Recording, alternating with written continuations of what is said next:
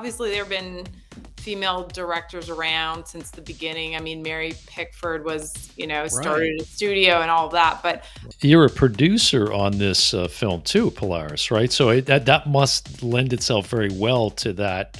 What's required of you in that role?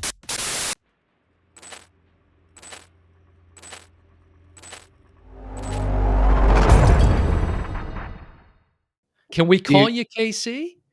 please do. Okay, we're not sure we were that close, Right. You're not sure how this is going to go. It might end But I up love the being name Kirsten too, so I mean, you nailed them all. So all right. there you go. There you go. So Yeah, How are you doing? pleasure to be here. Yeah, it's great to have you. And Mike and I were just we've been talking about this recently. Is we've kind of started to accumulate a good deal of interviews now with different filmmakers, but we haven't had a lot of women filmmakers on. So we were at a convention recently. I remember talking to a lot of people there about trying to connect with more female filmmakers, especially those behind the scenes. And there's this proliferation, this kind of boom that's been going on the last couple of years, right? With what was it, a few years ago with the Oscars? It was like the best director category. I think it was all women that year. Yeah, I mean, obviously there have been female directors around since the beginning. I mean, Mary Pickford was, started a studio and all of that. But of course, just for reasons that are obvious to everyone, it has been harder for female directors to come forward, just like it's been harder for people of marginalized backgrounds, at least in North America, et cetera, et cetera. So, I mean, it's great. It's great. I'm happy to be here. And it's great that, you're engaging. And I think, part of it is just access and meeting people and, I don't know what conference you went to, but I find sometimes it's just things seem really complicated, but it's actually ends up being pretty easy to sort of connect with people, but only after you've done it. Not Do you know Ida Lupino? Because she directed a lot of the films she was in, but they literally gave credit to her husband because it was kind of taboo or something. I mean, there are, I think, a lot of, stories going back, and, I can't promise you that I'm the best person to talk to about the sort of the history of women directors in film, but for sure there are many, many, directors who are female, and it's one of those things. I think as soon as you start looking, you just you'll see women everywhere. Tell us about your background, like how you got here.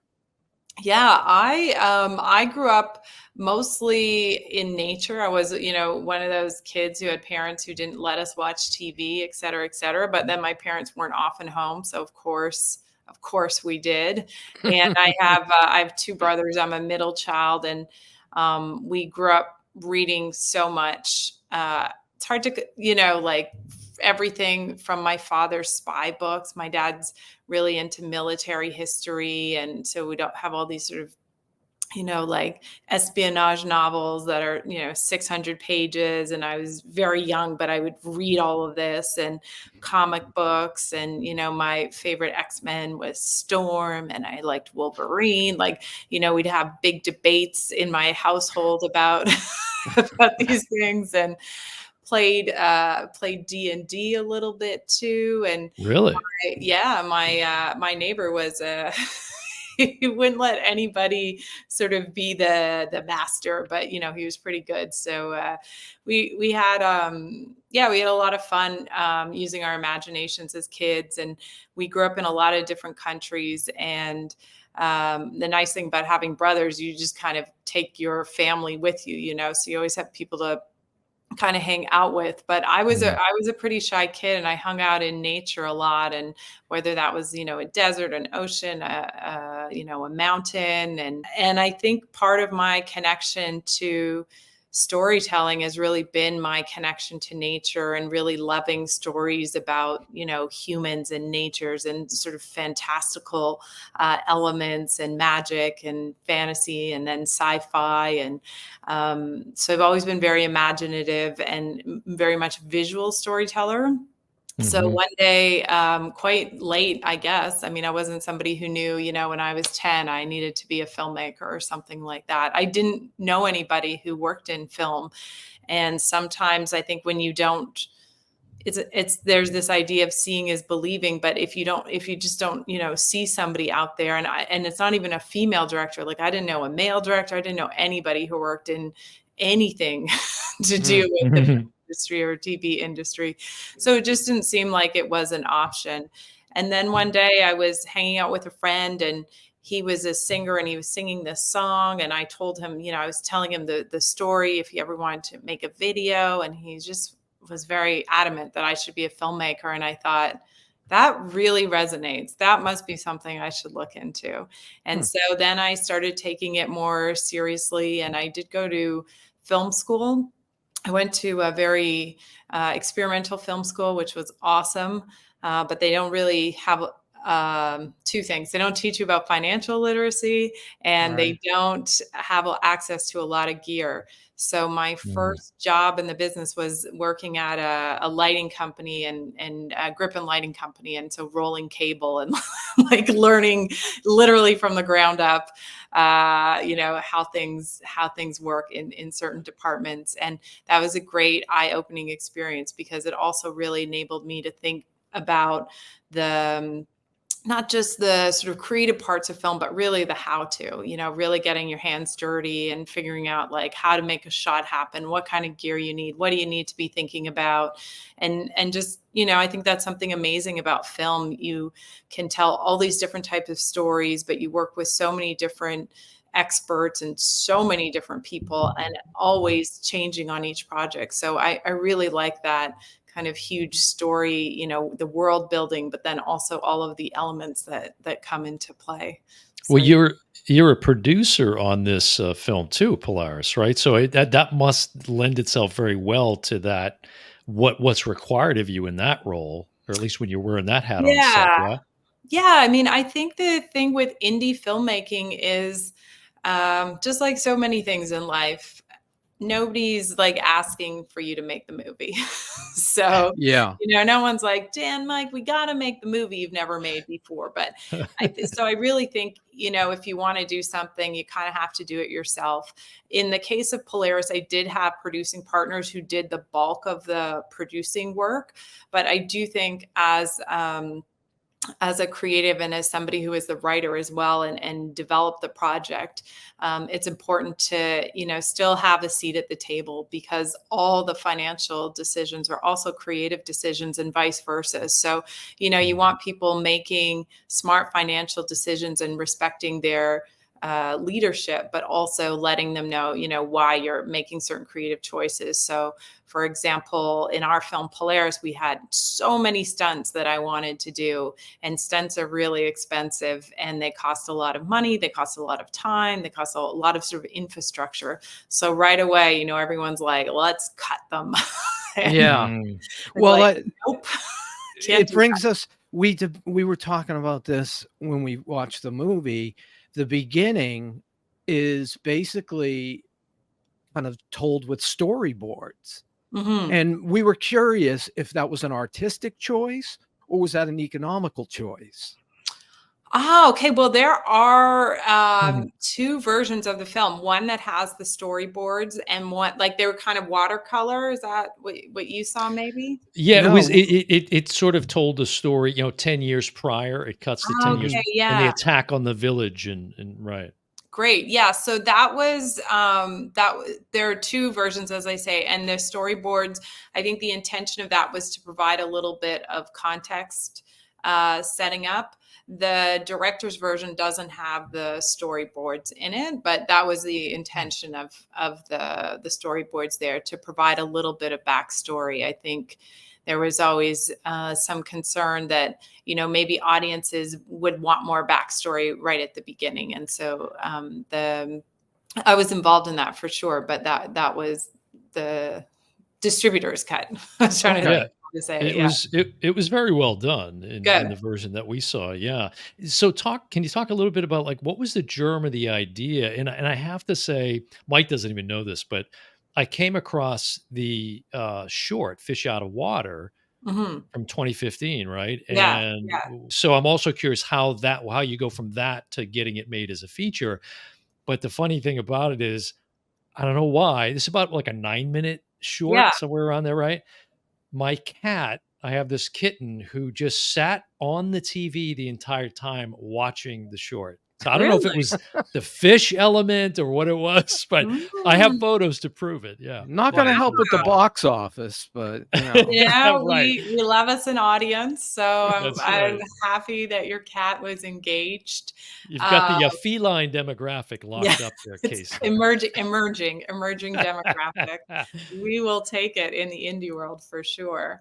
But how do you Um, go from that to here? And again, the germ of the idea for you. yeah, so the short film is a bit of the germ of the feature, and the short came about as part of a festival opportunity where you had we were given a sort of a few elements to make a film, and you take those elements, you have a certain amount of time to do it, and then it's done, you put it out there in the world. So I was living in the Northwest Territories, which is in the Canadian subarctic, aka Alaska. Mhm. And Right. it was a very cold time of year, minus 40 in Celsius, but that's still extremely cold by all Fahrenheit. I can't do the math Mhm. in my head, but it's very cold. Yeah. And I was given these elements, and I really love the northern landscape in the winter. I love the sort of different layers of white and gray, and I love really strong color palettes. So that was part of what prompted me to make this short. And I have a background in improv, and something, not that I'm particularly great at it, but something that I learned early on in improv performance is, you're given an idea and you don't know what to do. Like, maybe just start moving, like find a movement in your shoulder and your head, like just find the character, do like, you got to move. You can't just, pause and like think, what are we going to do? Right.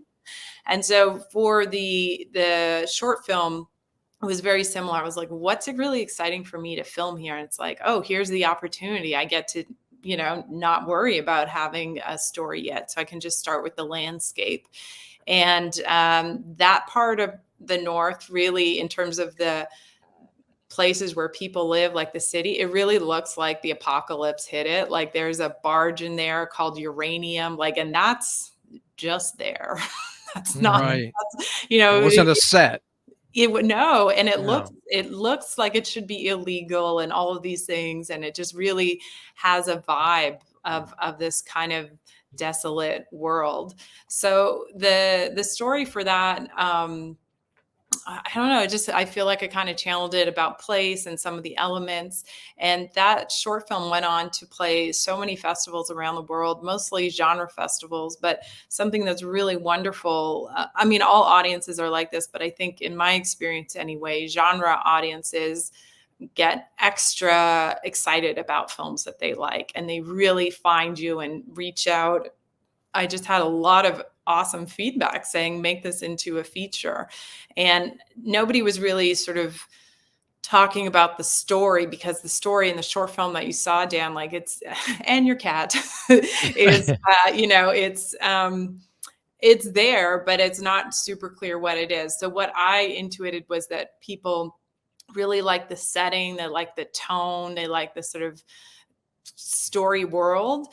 And I Mhm. really just started kind of channeling. I've never really done that, where I've just thought, like, what do I like about the story world? And then really just left it sort of open to kind of pick up ideas from, from the world at the time. And grew up, as I was telling you, I grew up sort of surrounded by nature. I grew up, really fascinated by relationships between humans and animals. And there's a story of Romulus and Remus, one of them who founded Rome, the killing his brother, but they were raised by a she-wolf. And then there are all the Jungle Book stories, and just all of these kind of stories really excited me. And also I grew up really fascinated with the night sky. And there's in particular with Greek mythology and the constellations. And you think of all these kids, they all know where the Big Dipper is. And there's also the Little Dipper, and looking into the Latin names of those, it's the big water bear, which is the polar bear, and the little water bear, which is the little polar bear. And so I started to sort of build this story of this, little girl who was raised by a polar bear, and what her life would be like in this type of world that is basically a world gone to shame. That's how I described it in the short, and all because of the neglect, of our current generations. And so what it would be like if we have this kind of young girl, but she's also magical a little bit, because I love this kind of epic storyline, and how that would flow into create a story. And to me, it just all started to piece together in a way that really made sense. And it was really simple, like the simple story of a young girl and her mother, and they're following the star to unlock her destiny. And then all these elements come in, and she's raised by a bear, so of course she doesn't speak a human language. So all these elements start to make sense. So it sounds so all over the place, but it really felt very organic and very quick. I think writing the script took me, it was less than a month, and the first draft was about 18 pages. And that was the draft that I started getting funding for. And it is especially skinny, an 18-page script, but there wasn't really any dialogue in it. And dialogue really, thickens the package.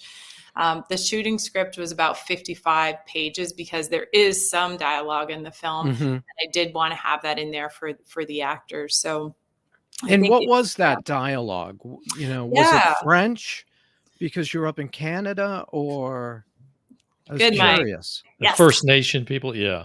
It actually is created. It's a fictional language, and there are 3 fictional languages in the film. But my intention had been that, the sort of the bad guys, in this case, the bad gals, I call them the Morads, and that's just marauders made into Morads. And the intention had been to work with the cast to create the language. I have a bit of a sort of experience with linguistics. I looked into creating a language and started doing that. But what I really think for a lot of actors, especially some of our actors we cast locally, so they don't have, this ton of experience. But I thought it's really hard to act in a foreign language. And you really, this film isn't, drinking wine, smoking cigarettes, waxing philosophically, at some great cafe.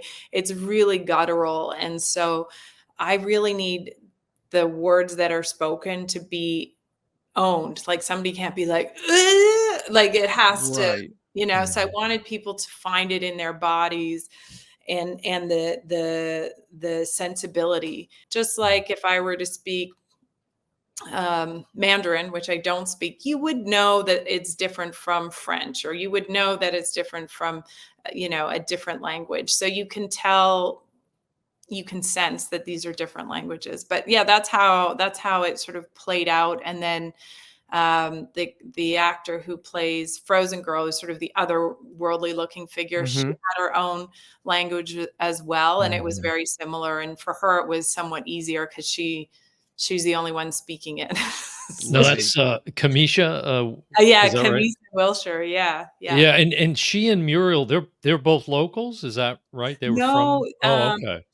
Kamisa is an actor. They're all the cast is Canadian. Kamisa is based in Vancouver, and Muriel is actually a very established actor, mostly from theater from Quebec. And I think you can tell, like she's just awesome. She really, holds the screen and is just lovely to watch and gives a lot of weight to her role.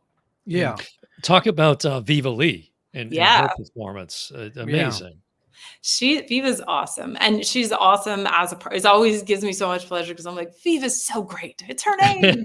She's And like a quadruple threat. She can yeah, do Yeah. everything. Yeah. yeah, yeah.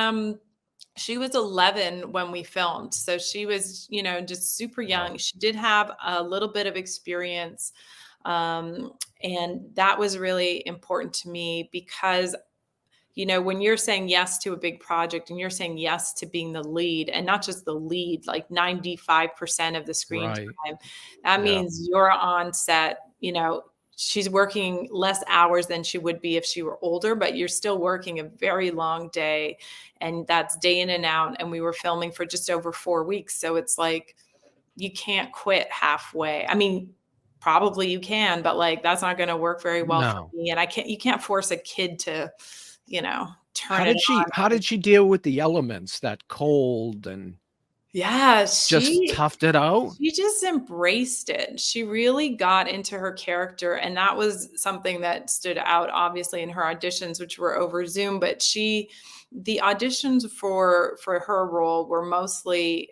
physical. So I found some footage and put a package together. This is sort of polar bear behavior, and I wanted the youth who auditioned, or the kids really, to embody the bear, because I really needed to believe that somebody had that connection with their body. Like if you say to a kid now, like, what does a polar bear sound like? They'll be like, rawr. And you're like, yeah, but that's not the kind of polar bear we're going for here. So you really need someone who believes it. And she just had a really strong connection with her body and a real emotional maturity. I mean, I feel like kids these days Mhm. all have an emotional maturity that I didn't have, but she really Right. has this empathy for the character, and she even created a whole language for her character by our second audition that we weren't using in the film, but like, she was telling me what her different grunts she used to communicate with mama bear, and she just really owned it. And for me as a director, particularly a writer director, I've created the character and I know I'm going to direct it, but for me that's the job of the actor, to really own the character. And as a director, always when I'm looking to cast somebody who I really know is Mhm. now going to own the character, and like, they're going to know the character in ways that I won't even know the character. It's almost like I birthed the character, but they're the character. So Yeah. they're going to know things and do things with the character that maybe would be surprising to me. But if they're sort of in their zone, they're really gonna bring that character to life, and that's an exciting relationship to cultivate. So much of I feel like so much of directing is in the casting, because you're really casting your team, And and Mhm. the connection between her and Muriel's character was so fantastic. It was like Yeah. it seemed very sincere. mhm, mhm. I'm It glad it you think so. Yeah, I agree. Yeah. Yeah, she was fantastic, and it makes me think too, that you talked about the, like, improv world and a lot of that, coming to bear in her performance too. We were wondering too, the harmonica, was that sort of also in some ways a shared language that some of them had in the Oh, film, or I never get asked about the harmonica. Oh, okay. Well, No, I what was love funny, it. Casey? I Love it. have to say, and I read this after the fact, Mhm, but when I was first watching, I said, "This is Mad Max," which I've seen now in mhm. other, right? You've even said that. Yeah, totally. Mad Max meets, like, Once Upon a Time in the West is what I kept thinking, because the Wow, nice. harmonica, So, Yeah. yeah, tell us about that. So um, first of all, I chose the harmonica. I just love music so much and sound design. And I was looking for an instrument that was sort of, could survive the apocalypse, like all these material, it's not probably going to be, maybe a piano at one point. Yeah, anyways, it doesn't matter about all that. But the harmonica, I was watching all these YouTube videos about harmonicas, and I just, again, like, sometimes I think when you're sort of in a zone, it's like the information you're looking for finds you. And I was like Googling harmonica, and I didn't want it to be a high pitched harmonica. And there's this, I can't remember right now. It's a very specific harmonica model I bought. I remember it was like $250. I was like, this is very expensive harmonica. But it just plays these really low notes, and I love that tone. And so what I talked with the composer about is, can we take, because there are all these stars and all these things, and can we take the song Twinkle Twinkle Little Star and play with it a little bit so that it sort of sounds like that. But first of all, I was, concerned, are there copyright issues? And there aren't, but I was still like, it's something like this. And I thought, it's so wonderful to see, especially I think film, it's like, why is this a film and not a book? But in a film, you can see how, somebody knows how to play that instrument. And so Dee, the older woman played by Muriel, she plays the harmonica. She teaches Sumi how to play it. Sumi can't play it that well, but this becomes so important to when she meets Frozen Girl, played by Camisa, because she knows how to play it. And that connects her to Muriel. Like, it connects those two characters, and it just does it, I think, really simply and beautifully through music. And it really just is, I think, for me, also talking about the power and beauty of music. Like, clearly these two women have an appreciation for kind of this art form. And it really, these two characters are also our insight to like how other elements, exist in the world, and part of what makes those two women different. Both, they're very different from each other, but they're very different in their own worlds. That they are, just because, they're so unusual.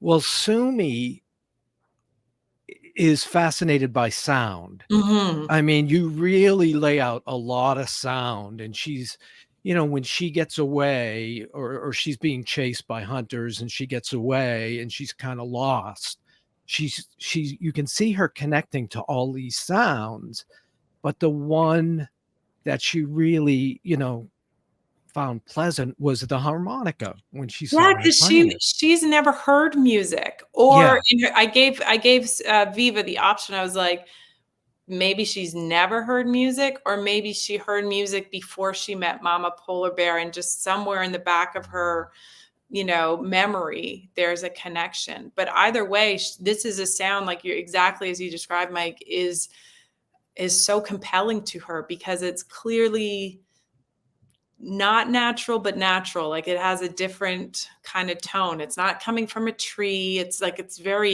unique, and something she wants, like your cat, Dan, she wants to get closer to it, Yeah, she makes a whole bunch of sounds. Yeah. Yeah. And before this, I saw The Sun at Midnight as well. Oh, wow. Okay. And so, I watched that one. And again, there was a lot of similarities with, young women and dealing with outside. Now, how do you say her name? Leah. Devery Jacobs. Devery. Okay. Yeah. I wasn't sure if it was Devery. Okay. No, you got it. Yeah, I wanted to know yeah. that. But yeah, at first I did not like her character. All right. She was very unlikable. Here she was taken in by her grandmother, who was sweet, and she was kind of nasty to her. And then she goes with this, what I call like a hunter, and not just a hunter, but a tracer. Yeah. Looking for caribou. And when she sleeps outside in the, one guy says, "You can have my tent." She says, No, I'll sleep outside. And she goes in and she puts the princess thing on, which I thought was funny. And then all of a sudden it wasn't funny. Yeah. And it got real serious. So I was curious if there was any kind of, because she bonded later with the hunter, and it seemed like there was a relationship there similar to the one that Sumi had in the other movie. Yeah, I mean, I think for me, the connection, both films have strong themes around environmental, sort of human environmental relations. And in The Sun at Midnight, for me, it was, you have this epic landscape. Like, these are huge, massive landscapes. And Yes. you have this sort of teenage punk princess. She doesn't feel like she belongs in the city. So she gets, she's got her pink hair, which is really important. She gets to this small town in what she would say is the middle of nowhere. And she thinks she doesn't belong even that much more. And I found in my own life that the connection one has, or at least I have, with nature has always informed me. It's helped me grow as a person. And that's, I feel like a little bit of knowledge and like a gift that I was given that I want to sort of pass along in my films. And so for me, the Leah character played by Devry, she goes on this journey. And by the end of the film, the very last frame of the film is this close up, and she's eyeing this very small berry on a plant, and she just finds it beautiful. And it's, the fall time where we've gone from green, summer, and then orange and yellow falls. And then we're in this red fall season. Mhm. And ironically, she's got pink hair, and she just fits the landscape really, really wonderfully. And her perception of this massive world, of being this extremely boring place she just wants to run away from, is exactly how she feels about herself.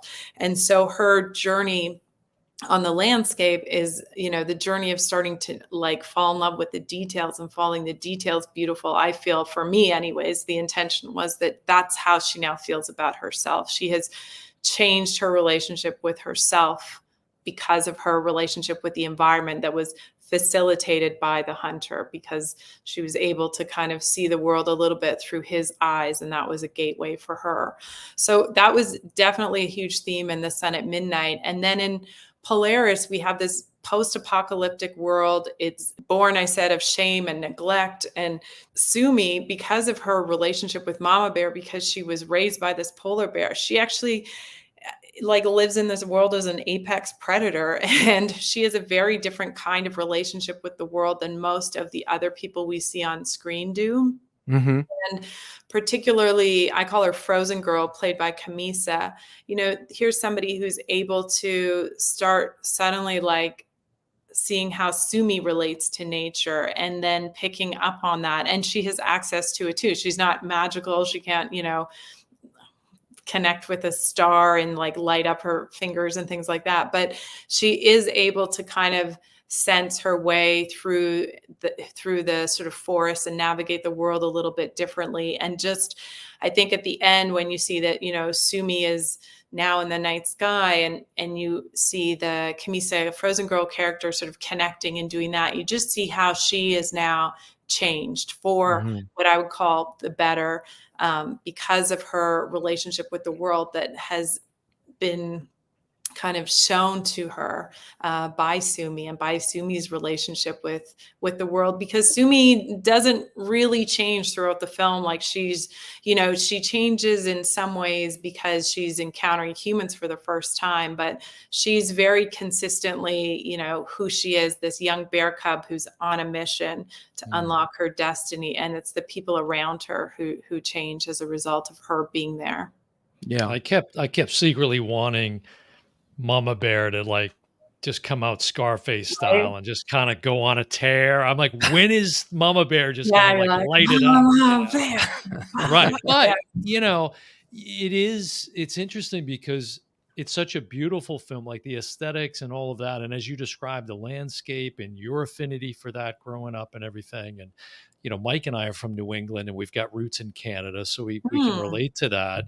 I like the hockey sticks too, by the Yeah. way, and both Yeah. Yeah. this, but all very much featured in Fish Out of Water. Very much. Um, but there's this kind of beauty in, especially in the winter, Mhm. right? The stillness in a clear sky. There's nothing like that. But at the same time, there's this, juxtaposition with some harsh like brutality. There's some really kind of intense scenes in the film. Yeah. Yeah, I mean, definitely, there's definitely a kind of a violence to nature. I always think of nature as, it's just so wonderful, but it's also so terrifying. I mean, we've just seen these massive fires, just take out places. And I've been in windstorms. I've been on the water where I really thought my life was over because of the power. I mean, going back to X-Men, that's why I liked Storm so much. It's like you can't, nothing really can compete with that kind of ferociousness when it's there. And, Sumi being raised by an animal, but specifically a polar bear. A polar bear is an apex predator. Like you can't. Right. They're beautiful, Mhm. yet I'm not going to go pet one.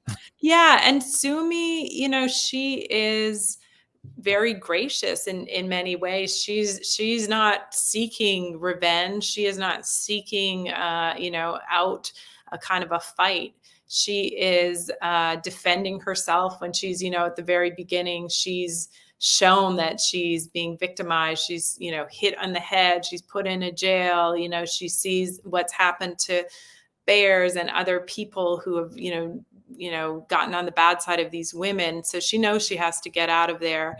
And, even her sort of sweet communication with the dog kind of tells her, like, this is not a good situation. She needs to leave. And every encounter she has with the Morad after that, she's always on the defense.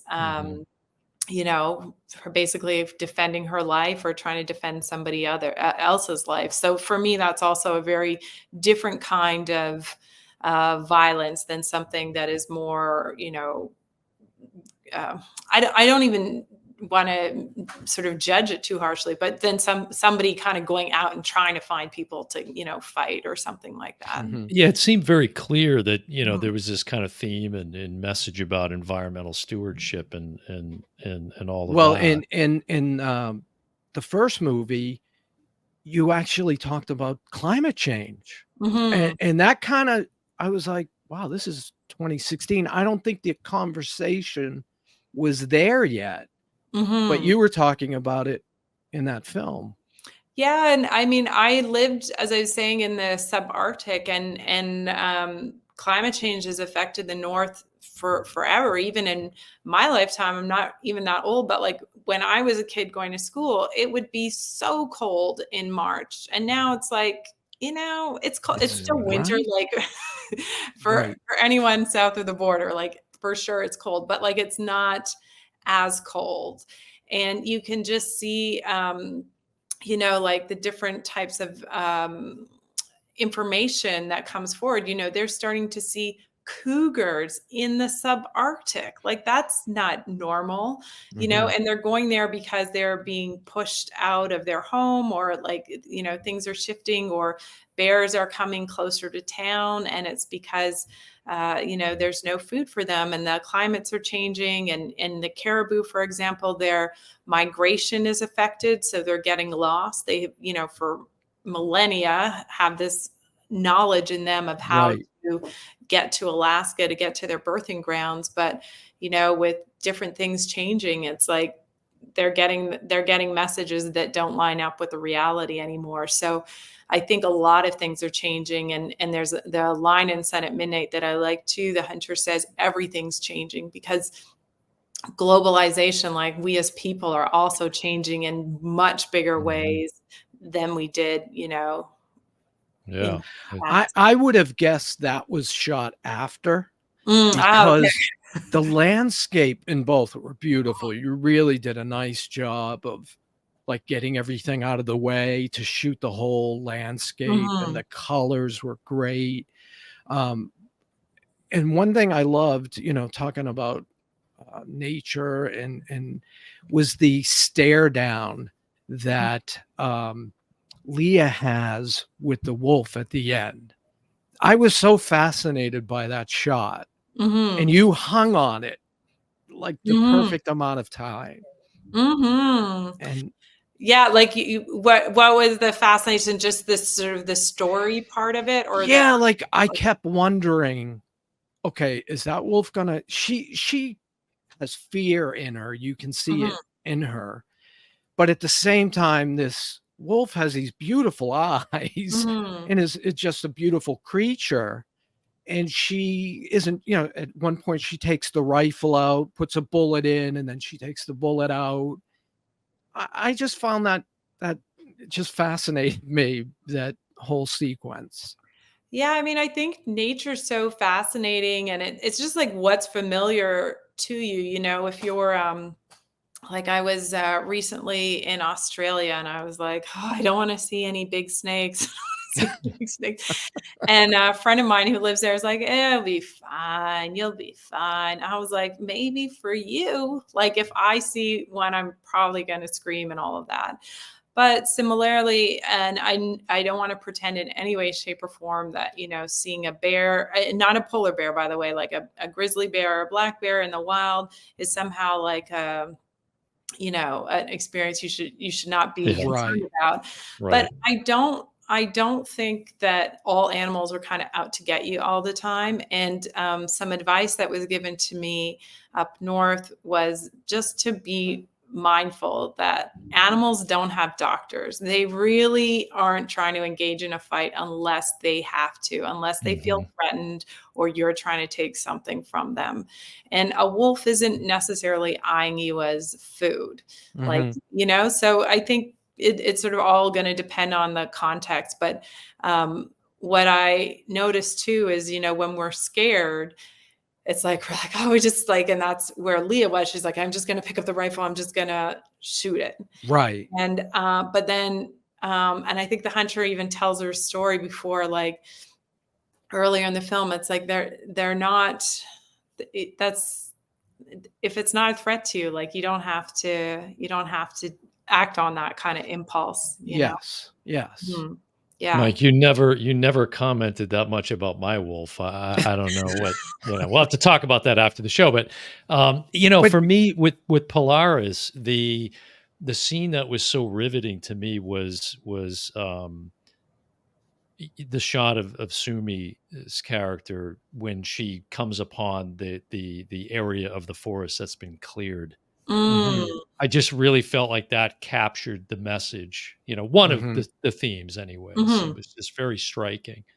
Yeah. Well, I mean, I give credit to Viva. It's so Great. seemingly obvious, like, oh, you gotta express all this pain and all this stuff. But and she was But you're 11. so Yeah. yeah.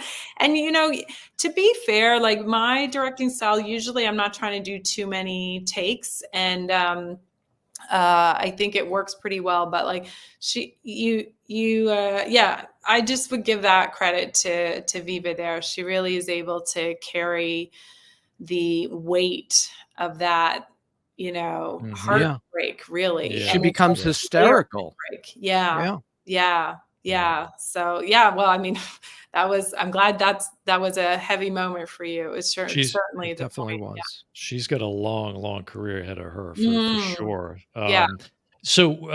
I want to keep you all night, but a couple more things. What any advice that you would have for aspiring filmmakers?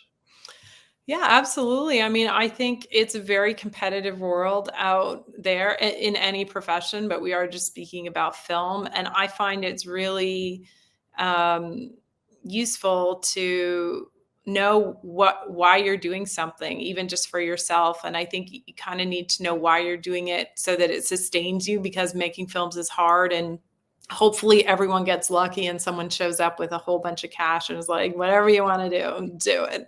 I wish that for all of you. But I think yeah, it's sort of a long ride. And so I think you got to make things that are important for you, because it's not, and not disrespecting another profession, but like just takes so long. I would maybe equate it with architecture. You can't just be like, oh, we'll just build another building tomorrow or next week or something. These things just take a lot of time. So I just would really encourage you to know why you're doing something, and that it's important enough for you to do. And important is like whatever that is for you. I mean, I love comedies, and important to laugh, like to find these things funny. It's however you define it. So I think that's important. And to cultivate your own voice and your own vision, so that someone can look at things and kind of, understand, oh, this is Dan who made this film, or this is Mike who made this film, because that's your opportunity as a filmmaker to put your voice out there, and it should look different. Just like if you do a monologue as an actor, it should be different than whoever did it before. That's why you have all these different iterations and of things, but they all feel different. So I think just really investing more in yourself and your voice, and being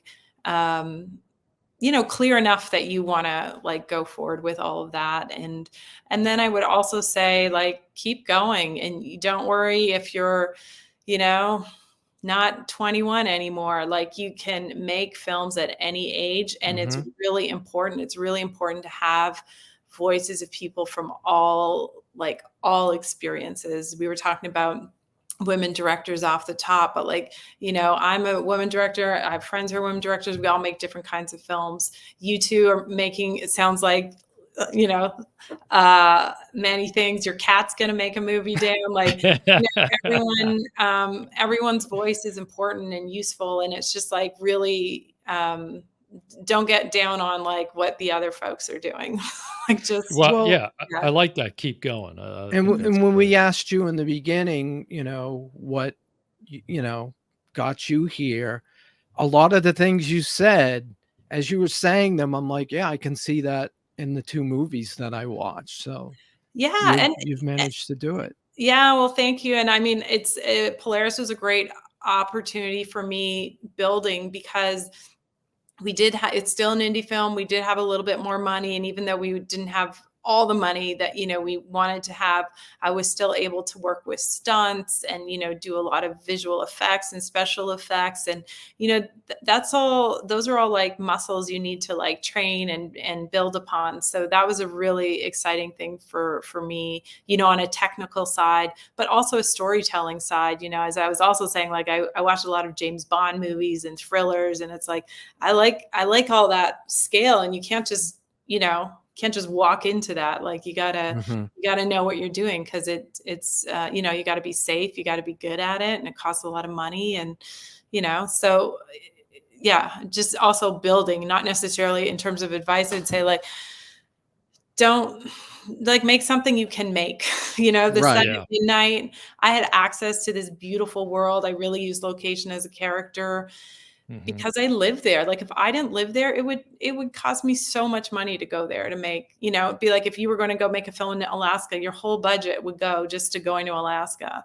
But locally where you are, there are infinite number of stories to be told there too. So just keeping it real a bit. Like, well, people should look for both films, The Sun at Midnight and Polaris. They're both darlings at the festivals. Yeah. And do you have anything now that you're working on, or? Yeah, I'm working. Well, and I don't know how things will move forward, but I really, as I was saying, I like location as character, and I'm wanting to work with sort of bigger stunt opportunities. But I'm exploring the world of water. I'm a water baby, and I'm a free diver, and just exploring that underwater world a little bit more. It's really exciting, because it's so mysterious to us here on, we're on land most of the time, and you go underwater and you just like, it's a whole, I get scared by little fish sometimes because I can't hear them coming. You just turn. What are you doing? They're there. Yeah. So we'll see how that goes. But yeah, I mean, it's films. All filmmakers are always kind of hustling. Yeah. Yeah. Now, this is something we ask everybody before we let them go. This is before we close it out. So, can you give us your top 5 film list? Top 5. Wow. Now, I'm gonna maybe X-Men, Waterworld maybe is 2. I don't know. I do love Road Warrior. Definitely love Road Warrior. That's up there. I love Wizard of Oz is the first movie I really just classic. Just magical movie. I really loved a film which really inspired The Sun at Midnight by Kurosawa, but is not so well known. It's called Dersu Uzala. It actually won the Oscar for Best Foreign Film, but it's just not that well known. It's a very wonderful film. I loved, like completely different. I love the movie Cabaret. I just love it. I love it. Love it. And what else? You know, I'll throw Blade Runner in there. Ooh. But could be E.T. too. Like I'm trying to think back to sort of childhoody. E.T. is a totally different vibe than Blade Runner, but oh, definitely. These story worlds, like they're so magical, and E.T. is so magical. I just yeah, I love it. Now that I'm thinking about E.T., I would maybe lean a little more into E.T., but there's so many great films out there. Yeah, I mean, gosh. Well, you know what? It's awesome to talk with both of you. And I really like Rocky. I'm looking at some of these posters in the background. Planes, trains, and automobiles. Like Mike has. You got some. We've got some Canadian roots in there. Yeah. Yeah, there's I'm surrounded by about 5,000 films. So it's a library. Like if people walked in and it was books, they would be like, "You're a genius." But when they see movies, they're like, "Why do you have all these movies?" You know? Well, Norman Jewison, who's a very established Canadian director, he said long ago now in the 90s, I think he said something like, film is the literature of this generation. So you are a self-proclaimed genius. He's ahead of the curve. He is. Yeah. So literate. So Casey, literate. Just an absolute pleasure to talk to you. Really enjoyed the film. Congratulations on Polaris. We look forward to seeing your upcoming projects, and yeah, all the best to you. And thanks for coming on. Really appreciate it. Thanks, it was super fun talking about both of you, Dan and Mike. Thank you so much. All right. All right. You take care. Okay. Bye-bye. All right. Bye-bye.